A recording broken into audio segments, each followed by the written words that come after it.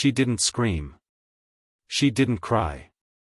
She didn't even apologize.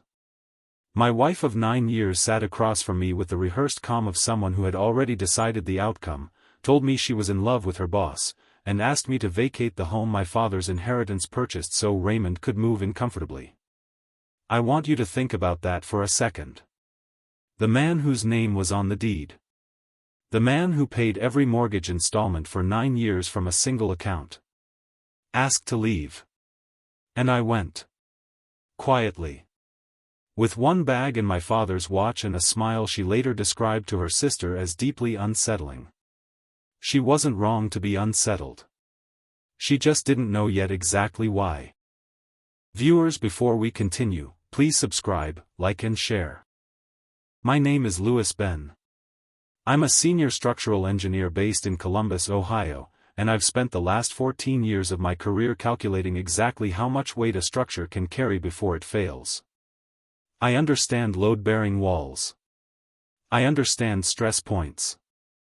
I understand that the most dangerous cracks are never the visible ones, they're the ones forming slowly, quietly, deep inside the foundation where nobody thinks to look. I should have applied that same professional instinct to my marriage. I didn't. Or maybe I did, and I just didn't want to read the results. I married Success Ben, born Success Harlow, 9 years ago on a Saturday in June, at a small ceremony in Worthington Hills. She wore ivory. My father Gerald cried, which was the only time in my adult life I ever saw that happen. We built our life the way I build everything, methodically, load by load. I handled the finances, the mortgage, the structure. She filled it with warmth and color and the particular kind of laughter that makes a house feel inhabited. For a long time, it worked. That Tuesday morning in March, the kitchen looked exactly the way it always did. Steam rising from my coffee mug. Morning light pressing through the blinds in thin gold stripes across the counter. I was scrolling project emails when I heard Success come downstairs, and something shifted in the air so slightly I almost missed it. Perfume. Not her usual scent, something heavier, costlier, chosen deliberately. She was wearing the silk blouse she reserved for job interviews and anniversary dinners. I looked up. Big presentation today? I asked. She didn't turn around. Something like that, she said. And walked out.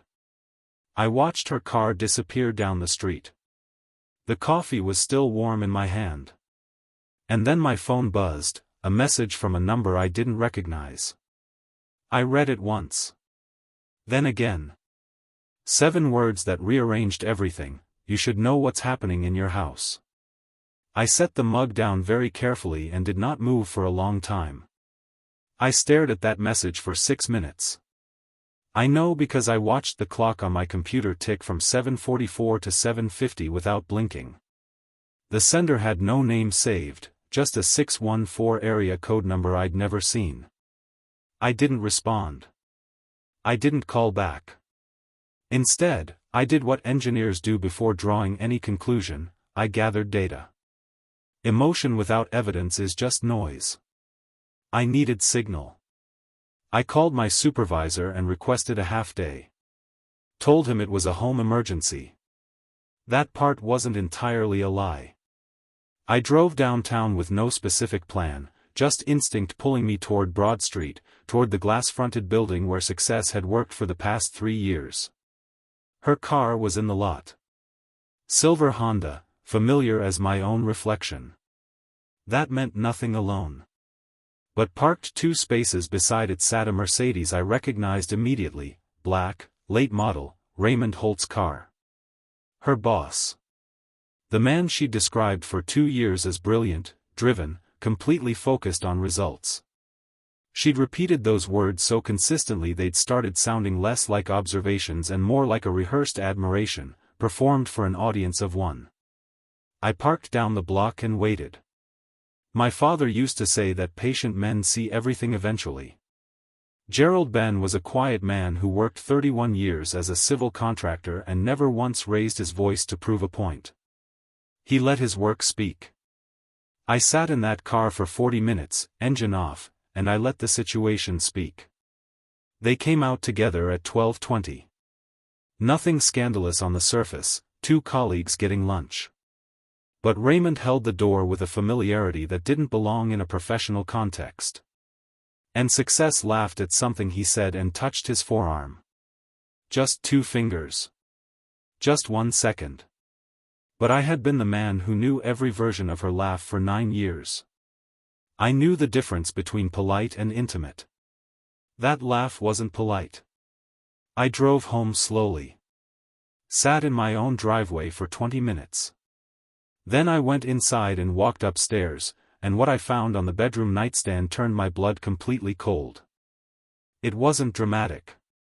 No hidden phone. No incriminating photographs tucked beneath folded clothes. What I found was a receipt, small, cream-colored, printed on the Worthington Hotel letterhead. Columbus's most prestigious downtown property. A weekend package for 2. The dates printed clearly, March 4th through March 6th. I held it and felt the specific weight of confirmed suspicion, which is somehow heavier than uncertainty ever manages to be. Because uncertainty still carries hope inside it. Confirmation carries nothing but the truth. March 4th through 6th was the weekend Success had attended what she called a regional leadership conference in Cincinnati. She'd packed a weekend bag on Friday evening, kissed my cheek at the door, and texted me Saturday night saying the sessions were running long. I'd made dinner for one and watched a documentary about bridge construction and thought nothing of it. I had trusted her the way you trust load-bearing infrastructure, completely, and without constant inspection. I photographed the receipt with my phone. Replaced it at the exact angle I'd found it. Then I walked out of the bedroom and sat in my home office and stayed very still for a long time. People expect rage in those moments. What actually arrived was grief, the silent, airless kind that fills a room without making a sound. I thought about the house itself. The mortgage held entirely in my name. The $61,000 down payment drawn from the inheritance my father left when he died 4 years ago. Gerald Ben had worked his entire life to leave me something solid. I'd poured it into these walls, this foundation, these floors I'd chosen tile by tile. I thought about a conversation from 2 years earlier, Success mentioning offhandedly that Raymond had an incredible eye for potential in people. She'd said it at dinner, not looking at me. I'd complimented his management style and passed her the bread. I had been so completely unbothered that the memory felt almost embarrassing now. That evening I cooked pork chops with roasted vegetables. Success came home at 7:40, poured wine, and told me Raymond was pushing the whole team hard this quarter. I nodded. I smiled. I passed her the salt. I called Conrad Webb the following morning at 7:15. He picked up on the third ring, which told me he was already at his desk, a quality I'd always respected about him. Conrad had represented my engineering firm in a property boundary dispute 3 years prior and had won with a quietness that impressed everyone in the room. He didn't perform. He prepared. He was exactly the architecture this situation required. We met at his Fifth Avenue office while Success believed I was at a structural site inspection in Westerville. I sat across from his desk and laid out what I knew, the receipt, the parking lot, the hotel dates, the 14 months of unusual professional acceleration that had delivered Success from regional coordinator to division director at a pace that had quietly unsettled her own colleagues. Conrad listened without interrupting. Then he asked me 4 precise questions about property ownership, mortgage history, and inheritance documentation. Then he told me what I needed to hear. In Ohio, inheritance funds used as a down payment, when traceable through estate records and applied to a property held in one party's name, carry significant legal weight in asset division proceedings. Especially when the other party made no verifiable financial contribution to the purchase. My father's estate attorney had documented everything. The mortgage was clean. 9 years of payments drawn from my personal account alone. Conrad described my position with one word: strong. "Don't move out," he said. Don't confront her. Don't give her any reason to change her behavior or retain counsel before you're ready. Let everything continue looking completely normal. That was the hardest instruction I'd ever been given professionally or personally. But I followed it with the same discipline I bring to every complex structure, precisely and without deviation. What I hadn't yet told Conrad was a fragment I'd been carrying for 6 days. A conversation I'd half heard through the kitchen screen door. Success on the phone in the backyard, voice low and careful. Louis doesn't have that kind of spine, Raymond. We just need to be a little more patient. I hadn't understood it fully then. Sitting across from Conrad Webb, I understood every word. On the 12th day of my silence, Success came home 40 minutes earlier than usual. I was at the kitchen table reviewing structural drawings when she walked in, set her bag down with deliberate care, and asked me to come sit in the living room. Her voice carried the particular flatness of someone delivering a prepared statement. I'd heard that register before, in boardrooms, in mediation sessions, in the voices of people who have rehearsed their words so many times the emotion has been completely edited out. I closed my drawings, followed her in, and sat down. "Louis," she said. "I think we both know this marriage hasn't been working for a long time." I said nothing. I gave her the silence and let her fill it. I've been doing a lot of reflection. And I think the most honest thing I can do for both of us is tell you the truth. I've developed feelings for someone else. I'm not going to pretend otherwise. She delivered it cleanly. Clinically. She had removed all the mess beforehand, the way you remove furniture before demolishing a wall, so the debris falls into an empty space and causes less visible damage. I sat with my hands folded and my face completely still. "I think it would be best if you found somewhere else to stay while we figure out next steps. Give us space to process this clearly. Raymond has offered to." "Raymond," I said. My first word. She didn't flinch. "Yes." "He's offered to what, exactly?" A pause, brief but telling.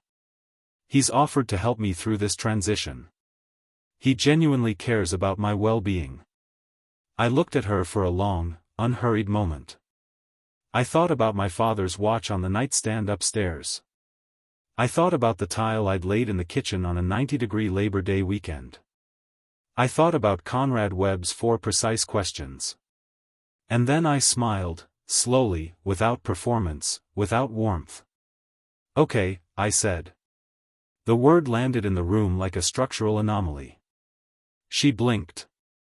That wasn't the reaction she'd prepared for. Not even close. I packed a single bag with the calm efficiency of a man executing a plan rather than fleeing a situation.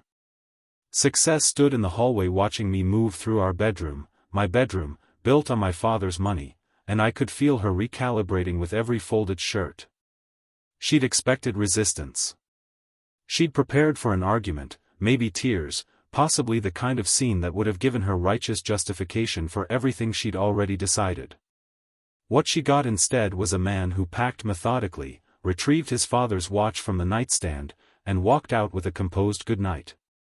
The confusion on her face was worth more than any argument I could have made. I stayed at my colleague David's apartment in the short north. Quiet building, good coffee, enough distance to think without the noise of betrayal echoing off familiar walls. Conrad was already moving. The property appraiser visited the house under the cover of a routine maintenance assessment Success had been told was scheduled weeks prior. My inheritance documentation, estate attorney correspondence, mortgage records, and 9 years of bank statements showing sole payment were organized into a file Conrad called unusually clean, his version of a compliment. Through Patricia, a mutual friend Success had consistently underestimated for being too quiet and too observant, I received photographs over 3 consecutive days. Raymond's overnight bag at the front door. His Mercedes in my driveway on a Wednesday morning. Raymond seated at my kitchen table, in my chair, apparently using my French press with the comfort of a man who believed tenure was established by occupation. I looked at each image without expression. That was my table. My chair. My kitchen, the one I tiled myself over an entire Labor Day weekend while Success was visiting her mother. On the 9th evening I called her. Kept my voice warm and even. Told her I'd be coming by Thursday to collect some additional items. She said Raymond would be there. I told her that was perfectly fine. That I was actually looking forward to seeing him. What neither of them knew was that Conrad Webb and a Franklin County Sheriff's deputy would also be making the trip. The morning was overcast in the particular flat gray way Columbus gets in early spring, the kind of sky that offers no drama, just quiet, diffused light falling evenly on everything. I drove to the house alone, Conrad following in his sedan, the deputy in a separate vehicle behind him. I had not told Success about either of them. I had simply said I was coming. That was technically accurate. Raymond opened the front door before I reached the porch. He was taller than I'd constructed him in my imagination, broad shoulders, good shoes, the practiced ease of a man who had spent years in rooms where confidence was currency. He extended his hand with an expression calibrated carefully between sympathy and authority. Like he was the reasonable party receiving a difficult guest in someone else's home. In my home. Louis, he said. As though he'd rehearsed my name. Raymond. I smiled and stepped slightly to the side. Do you know Conrad Webb? He looked past me. Saw the charcoal suit. Saw the uniform behind it. Something shifted behind his eyes, not panic yet, but the early architecture of it. Success appeared in the hallway at that moment, and I watched the color leave her face in slow, distinct stages the way heat leaves a structure after the power goes out. Conrad stepped forward and presented the documentation with the unhurried efficiency of a man who had performed this particular task many times. The formal property claim notice. The CSAN occupancy letter. The notarized summary of inheritance source down payment, sole mortgage tenure, and Ohio revised code provisions governing separately documented marital assets. This property is legally titled in Louis Ben's name, Conrad said, purchased with documented inheritance funds and maintained exclusively through his financial contributions. Your presence here without his consent constitutes unlawful occupation. This notice provides 72 hours for voluntary compliance. Raymond stared at me. The practiced ease was completely gone. In its place was something raw and rapidly recalculating. Success said softly from the hallway, almost to herself, "You planned this." "I'm an engineer," I said quietly. "I plan everything." Within 48 hours of the notice, Success had retained Sophia Crane, a divorce litigator with a sharp reputation and, from what Conrad relayed, the immediate professional instinct to recognize a weakened position when she inherited one. Their first meeting apparently consumed most of its time not in strategy but in education. Ohio's equitable distribution framework does not default to equal division when one party enters marriage with a separately documented asset that forms the primary basis of the marital home. Sophia Crane would have explained this with the patience of someone who had delivered similar news before and understood that the receiving party needed time to absorb it before they could move forward productively. Success had built her plan on a foundation she'd never properly inspected. That was the structural irony I kept returning to. She had spent months preparing her exit and had never once consulted anyone qualified to tell her whether the ground beneath it would hold. Raymond, meanwhile, had retained no attorney at all. Because Raymond had a problem, the kind that makes legal counsel expensive and professional reputations permanently fragile. Patricia sent me a 3-word message on a Thursday afternoon, "Check his LinkedIn." I pulled it up within the minute. Raymond Holt's title at Success's company had been removed. No new position listed. No transition announcement. Just the particular blankness of a profile that has been quietly updated to reflect a reality its owner hadn't chosen. I called Patricia. She filled in what the profile couldn't say. Raymond had been under a confidential HR investigation for 4 months, a timeline that aligned almost precisely with when his involvement with Success had escalated beyond professional. 2 separate employee complaints, handled carefully and without public announcement, had moved through the company's internal process with the slow, institutional certainty of something that was always going to conclude the way it concluded. By Thursday morning, the morning Conrad served the notice, Raymond had already been placed on administrative leave pending final separation. He had told Success none of this. The man she'd chosen, the man she'd invited into my home with such deliberate confidence, had been quietly burning while presenting himself as someone standing in solid ground. Success called me twice that evening. I let both calls go to voicemail. Conrad's office felt different the morning we met to review final proceedings. The same clean light through the same tall windows, the same organized desk, the same man who asked precise questions and delivered precise answers. But something in the room felt settled in a way our earlier meetings hadn't. The file between us was complete. The documentation was, in his word, unassailable. He walked me through the projected outcome with the methodical clarity I'd come to rely on: the house, the asset protection, the divorce timeline he estimated at 8 to 10 months given the clarity of the record. A judge reviewing this file, he said, would see an unambiguous picture.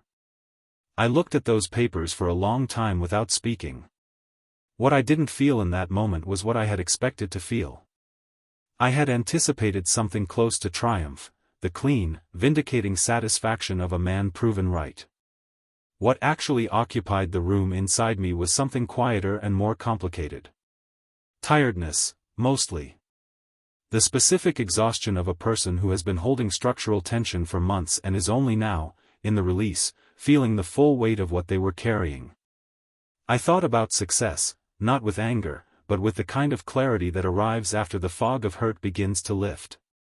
She had been afraid of something she never named to me. Something about stillness, or invisibility, or the quiet terror of a life that felt permanent before she was certain she wanted it. She had chosen the most destructive possible exit because some part of her didn't believe she was entitled to a clean one. That wasn't my wound to carry. But I understood it. My father's voice came back to me as it often did in consequential moments. Gerald Ben, driving back from a job site in the summer I turned 17, the most dangerous thing you can do to someone who underestimates you, Lewis, is simply let them be right about themselves. File the divorce, I told Conrad. But nothing punitive. I don't want to destroy her.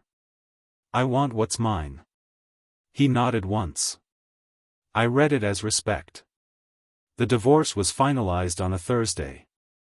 8 months and 11 days after Success sat across from me on our living room couch and delivered her prepared statement with the composed certainty of someone who had already decided how the story ended. She had been wrong about the ending. But then, she had been wrong about several things, chief among them the kind of man she had spent 9 years living beside without ever fully seeing. I kept the house. Not as a trophy, not out of stubbornness, but because my father's money lives in those walls. Because I spent a Labor Day weekend on my knees laying kitchen tile. Because I fixed the roofline alone over 4 consecutive Saturdays before we ever moved a single piece of furniture inside.